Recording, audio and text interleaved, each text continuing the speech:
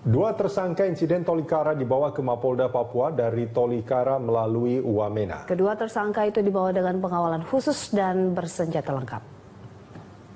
Dua tersangka insiden Tolikara Arianto Kogoya dan Jundi Wanimbo ditangkap di Karubaga oleh tim khusus Polda Papua yang dipimpin langsung Kapolda Papua Irjen Polisi Yocemende. Keduanya akan diperiksa di Direktorat Reserse dan Kriminal Polda Papua untuk mengetahui keterlibatan kedua tersangka dalam insiden Tolikara. Kapolda Papua Irjen Pol Yocemende mengatakan insiden Tolikara dipetakan menjadi dua kasus yakni penghasutan dan penyerangan.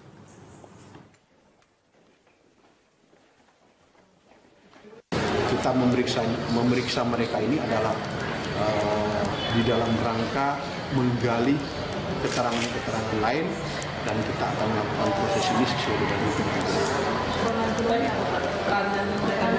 Ini permasalahannya kita bagi dua ya. Ada pasal yang menyangkut dengan penghasutan, artinya berdasarkan surat edaran tadi masuk tindak pidana keamanan umum. Keamanan negara. Kalau mereka ini adalah masuk pada penyerangan dan pembakaran. Nah, ini jadi ada dua laporan polisi yang sudah dikasih. Jadi apa benar mereka adalah pegawai bank dan salah satu? Betul, mereka adalah pegawai salah satu bank yang ada di Tolikara. Kedua-duanya jadi.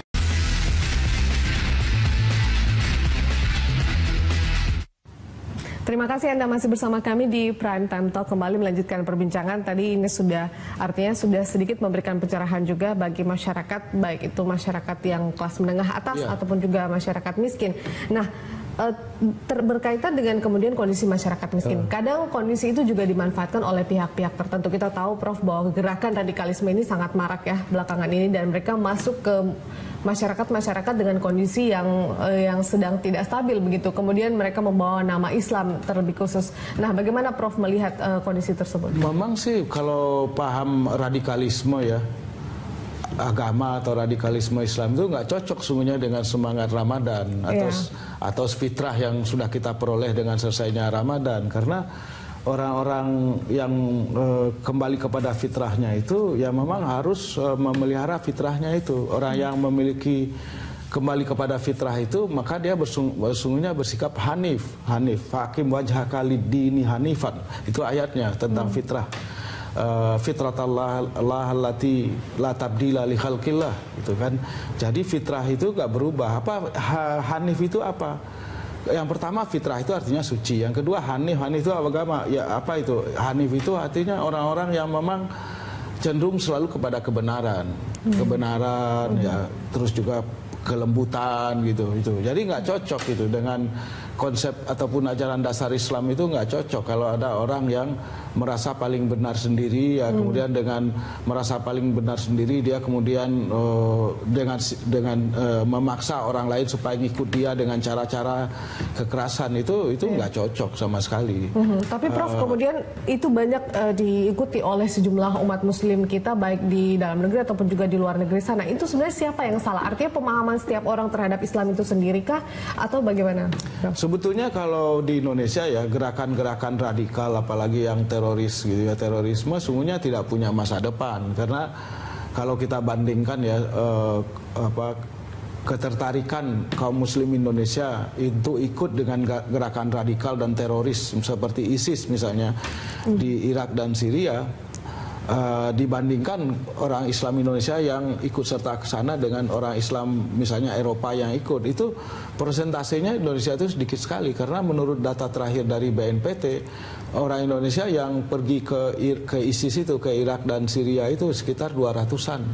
Sementara dengan dari 250 juta penduduk. Ya, Nah, di Eropa itu jumlahnya 7.000 yang ikut gitu. Kenapa sampai begitu banyak dari Eropa? Karena memang masyarakat muslim di sana itu teralienasi secara sosial dan juga secara ekonomi. Nah, di Indonesia kaum muslim Indonesia itu tidak teralienasi sungguhnya secara sosial.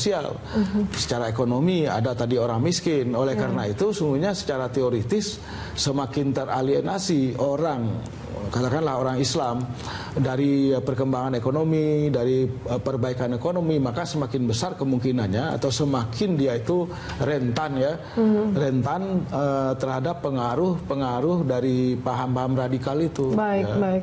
Artinya langkah preventif yang bisa dilakukan pemerintah untuk mencegah kemudian warganya sendiri ikut dalam gerakan tersebut, bukan hanya kemudian mengawasi sejumlah kedatangan dan kepergian di bandara begitu ya Prof ya, ataupun juga sejumlah keterlibatan pihak-pihak tertentu di media sosial, tapi justru semakin mengurangi angka kemiskinan di dalam negeri begitu itu ya, harus ditangani secara komprehensif ya kan. Tidak cukup hanya dengan misalnya memantau mereka di bandara, gitu, nggak cukup. Tapi memang harus dengan perbaikan yang menyeluruh dalam kehidupan sosial ekonomi dan keagamaan. Secara sosial ekonomi ya mereka harus diperbaiki di kehidupan mereka. Seperti yang tadi saya katakan, semakin miskin mereka, maka semakin mudah mereka tertarik untuk melakukan perubahan-perubahan secara radikal. Nah, kalau yang melakukan perubahan secara radikal itu adalah yang mengajak mereka adalah atas nama agama, itu mungkin bisa lebih cepat, walaupun sesungguhnya orang-orang yang melakukan tindakan terorisme, tindakan yang radikal dan terorisme itu tidak harus orang miskin ya kan. Tapi biasanya kalau orang menganggur, orang nggak punya pekerjaan, itu lebih mudah lah ditarik-tarik ke sana sini. Baik, dengan kondisi kemudian masyarakat dengan kondisi perekonomian yang di bawah atau warga miskin bisa kita katakan seperti itu, dengan membuat sejumlah kegaduhan seperti itu, di atas pun para pejabat kita juga sibuk dengan kegaduhan politiknya begitu, Prof. Bagaimana Anda melihat juga dengan situasi politik di dalam negeri kita yang sepertinya tidak pernah adem ayem, tapi malah semakin apalagi jelang pemilu kada itu semakin ini Prof, semakin panas saja. Ya ini memang kita sayangkan ya, pemerintahan kita ini, ya, pemerintahan Presiden Jokowi dan JK ini yang sampai berarti bulan 7 atau bulan 8 ini ya berarti sudah 10 bulan ya kan. Dalam waktu 10 bulan ini belum kelihatan tanda-tanda bergeraknya pembangunan ya, terutama infrastruktur, perbaikan ekonomi dan lain sebagainya. Bahkan ekonomi nggak bergerak. Karena apa? Karena pemerintah sendiri belum berbelanja, belum membelanjakan uangnya untuk anggaran negara itu untuk misalnya pembangunan infrastruktur. Realisasi anggaran itu masih sekitar 20-an% gitu ya, 25-26%. Oleh karena itu ya nggak bergerak gitu, dan nggak bergerak ini ya karena kegaduhan politik yang tidak perlu. Ya kan. Jadi oleh karena itu saya kira dalam waktu yang tersisa untuk 1 tahun ini 4 bulan ya yang tersisa, mulai dari 5 bulan lah, mulai dari Agustus gitu.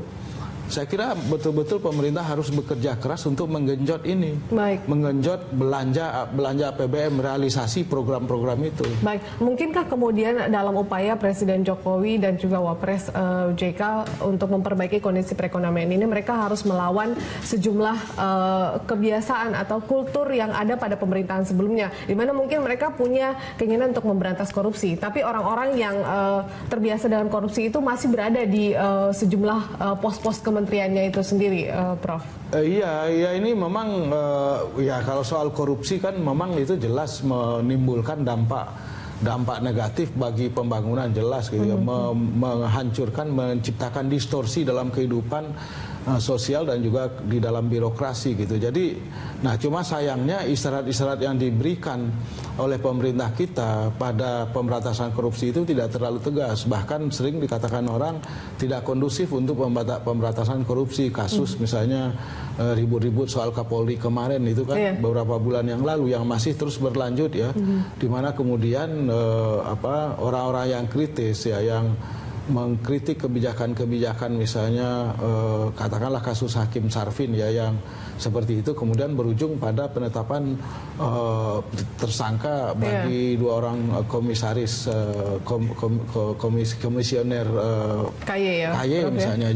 Jadi ini tidak sehat menurut saya. Jadi saya kira Presiden Jokowi dan Wapres Yusuf Kala saya kira harus melakukan langkah-langkah bagaimana hal-hal seperti ini yang pasti mengganggu ya situasi sosial politik Indonesia itu bisa dihilangkan lah gitu, bisa ditertibkan begitu ya. Penertibannya perlu dalam bentuk kekerasan kah, Prof, atau seperti apa? Ya kalau dalam pemerintahan saya kira bisa misalnya dengan melakukan mutasi ya, orang-orang yang akhirnya yang kemudian menambah pekerjaan, menambah pikiran ya, menambah kesibukan bagi presiden dan wakil presiden itu harus dipertimbangkan betul, karena kemudian akhirnya masyarakat kita ini ribut. Kalau kita lihat media sosial ributnya kan dalam soal itu, bahkan menjelang Idul Fitri ini sudah ada di media sosial yang berkampanye untuk menuntut kepada pemerintah untuk mengganti misalnya Kabar Eskrim.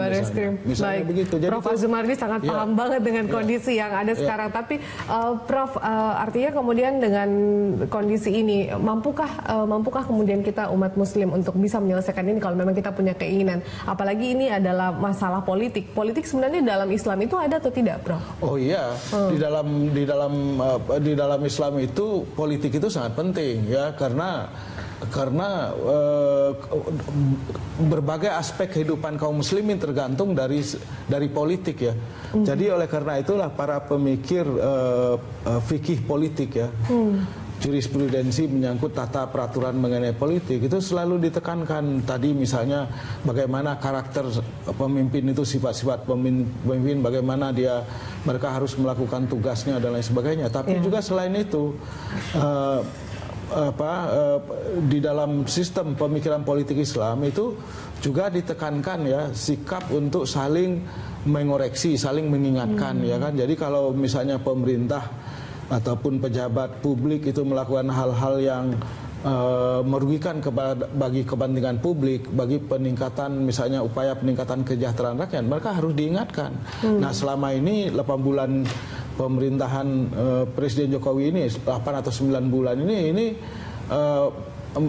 pemerintah ini terganggu oleh pertama tadi itu kegaduhan politik yang terus berlanjut, yang kedua penataan birokrasi yang nggak selesai-selesai gitu ya, perubahan kementerian, perubahan nomenklaturnya, personelnya yang belum lengkap. Dan ini harus segera ditangani gitu. Jadi Islam punya konsep politik gitu. Konsep politik yang mungkin berbeda dengan konsep politik yang ada di sejumlah negara-negara kita begitu, Prof ya. Kita akan lanjutkan di segmen berikutnya, Prof. Pemirsa tetaplah bersama kami di Prime Time Talk.